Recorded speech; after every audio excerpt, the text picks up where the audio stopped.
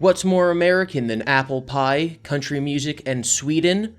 I'm not really going to answer that question, but we are going to talk about those things for some reason in this video. Welcome to Week in Weird. My name is GiBi, and let's get started. See, the apple pie thing was actually a pun. It's not actually apple pie, it's American Pie, like the song American Pie by Don McLean. If you're unfamiliar with the song American Pie, then you're lying. It's a 1972 song running in at 8 minutes and 42 seconds. It's about the death of Buddy Holly, which the song immortalizes with the phrase, "the day the music died." Don McLean is a one-hit wonder, really. The song is incredibly popular because it makes a lot of pop culture references that were relevant to the day, but it kind of hides them behind very flowery metaphors and language. There's very abstract references to things like the Beatles and Bob Dylan. If you saw the Black Widow movie, I'm so sorry for you, but it's in there, it's in the beginning, it's important. And the reason that it's in the news this week is because after 49 years of being the record holder for the longest song to ever hit #1, it has been surpassed by Taylor Swift's new song, All Too Well. I'm going to give a truncated version of this because nobody cares and the people who care already know. When Taylor Swift was first signed on to record labels, her songs were owned by the record labels. She then became incredibly popular, so just owning the rights to her songs became a big commodity, and they changed hands several times, and they are now owned by someone that Taylor doesn't like. So what she's been doing for the last few years is re-recording all of her old songs. That way she can own the rights to them. So a couple weeks ago, she re-released her 2012 album Red, which included a couple new songs that hadn't made the cut the first time. One of those new songs is a 10-minute version of her hit All Too Well. There's like a 5-minute version, and now there's this 10-minute version. So now, clocking in at 10 minutes and 13 seconds, Taylor Swift holds the record for the longest song to ever hit #1, beating out Don McLean after 49 years. Speaking of things that have been gone for a long time, in 2001, Soft Brigade, a video games developer, was making a game for the Game Boy Advance based off of Dune, as in Dune, the movie that we just got. It was really good. It definitely was not too long. The only good character in the movie was Jason Momoa. I'm sure all the book readers are going to love that take. So Soft Brigade was working on a video game based on Dune, and then it fell through because the publisher had financial troubles. So now, after 20 years, because there's a lot of new interest in Dune, because of the movie, they're going to actually re-release the game. It's being kickstarted. They no longer have the Dune license for video games, so they're scrubbing all references to the Dune IP, and it's just going to be their own original game.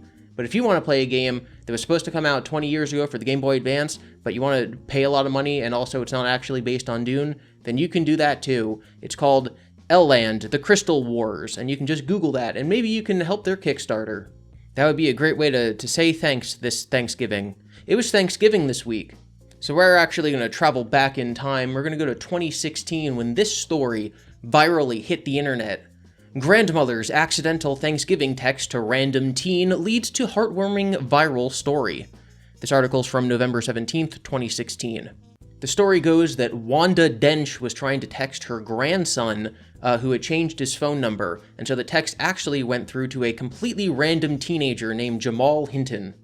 And he responded, "You not my grandma. Can I still get a plate, though?" Dench was happy to invite him and his family to dinner, and they actually all went and shared it together, and they've been doing that ever since.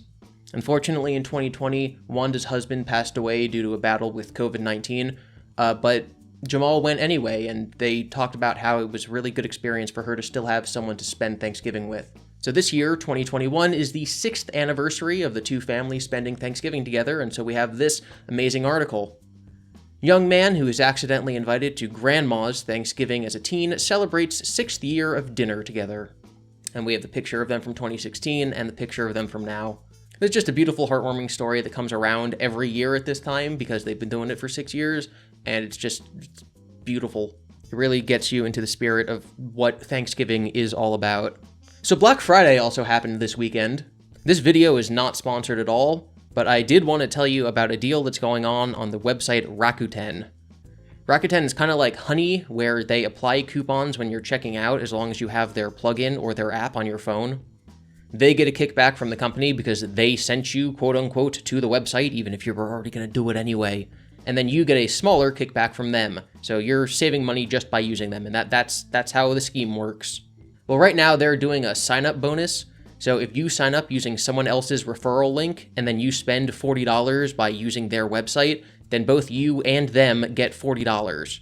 So I have my referral link in the description of this video. If you click that, sign up. This only works for people who are signing up for the first time. If you click that, sign up, and then spend $40 or more using any of the links on their website, then you will get $40 back, and I will also get $40 back. So that's a great way to help the channel. It's a great way to help yourself. You could also get your own referral link and send that to your friends and then make it a big old pyramid scheme. But seriously, they have some really good sites on there. They got Nike and GameStop and eBay and the Lego store. So if you want video games or Legos or shoes or Lego shoes, then just use Rakuten. Like, you literally just save money and it does absolutely nothing besides possibly spying on you. But I don't know. I don't know how computers work. It might ask you to input my email while you're doing the referral link. My email is puffindevin@gmail.com. That's also in the description. All the news this week is really light and amazing, and that trend is going to continue because we're going to talk about the world's oldest cat.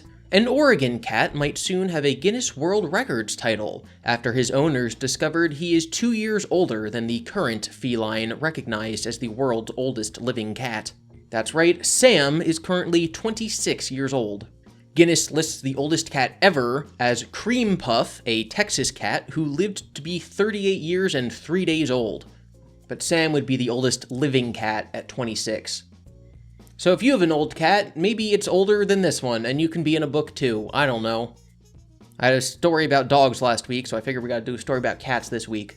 On the topic of animals, because I'm amazing at transitions, we're gonna talk about the Gavle goat. I have multiple videos on my channel about the Gavle goat, or the Gavlebakken. So I'll also have those linked in the description because I love covering this, and I'll probably do another update video in January. So every year, the town of Gavle, Sweden, erects an enormous straw goat as part of their Christmas tradition. It happens on the first day of Advent, which is today for me, or yesterday for you, because I'm recording this on Sunday and uploading it on Monday.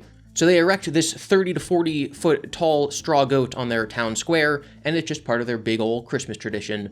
And unfortunately, about half the years that it's been up since its inception, it's been burned down, or hit by a car, or only partially burned down. Those are the good years.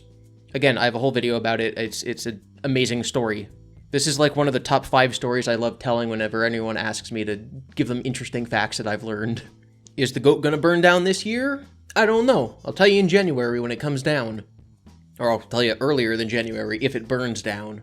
Staying on the topic of Sweden for our final story, we're going to talk about their 7-hour prime minister. Sweden has a parliamentary system, which is a lot different than the system that we have here in America. So while last week I had to explain American things to non-Americans, this week I'm going to try to explain non-American things to Americans. Unlike our system, where we mainly have 2 parties, other governments have multiple parties. And as you can imagine, some of those parties are very similarly aligned with their beliefs, they just have core disagreements on 1 or 2 things. So those parties form coalitions so that they can get a plurality or majority of votes to get things passed. So on Wednesday, Magdalena Andersson became the first female prime minister. She's a member of the center-left Social Democratic Party, and her party formed a coalition with a different left-wing party, and she was elected, so she became the prime minister-elect. If you're aware of politics, you know that Election Day in the United States is in November, and then the president doesn't get sworn in until the end of January. So between those 2 times, they're the president-elect. So Magdalena had been voted in, and she became the prime minister-elect, but she had not yet been inaugurated, so she was not actually the current prime minister. Following that vote, the day's events led on to them voting on her budget, but the party that her party had joined with to form their coalition disagreed on what the budget should be, and so the coalition fell apart. And so because the coalition fell apart and she no longer had political allies, she didn't really have the votes needed to do anything, and so she decided to step down. Miss Andersson, 54, announced that she was the new prime minister in a Facebook statement a little before 10 a.m. local time on Wednesday. A little after 4:30 p.m. the same day, she released a second Facebook statement announcing her resignation. According to constitutional practice, a coalition government should resign if one party leaves the government, she said. For me, it is about respect, but I also do not want to lead a government where there may be grounds to question its legitimacy. So basically, they have to do the whole election over again because the coalition fell apart 8 hours later. So there's been a lot of clickbaity headlines about the shortest ever reigning prime minister being a woman, and this is the first woman, so but not really. She was never inaugurated. She was basically just picked, and then a bunch of people who voted for her dropped out, so she wasn't really picked. Still funny, though. And that was Week in Weird. Thank you for watching. You can follow me on Twitter at GiBi_Devin. Make sure to check out the links in the description and watch my previous Gavle Goat videos, and maybe also do some shopping on Rakuten. You can save $40, I can save $40, and that would be real neat.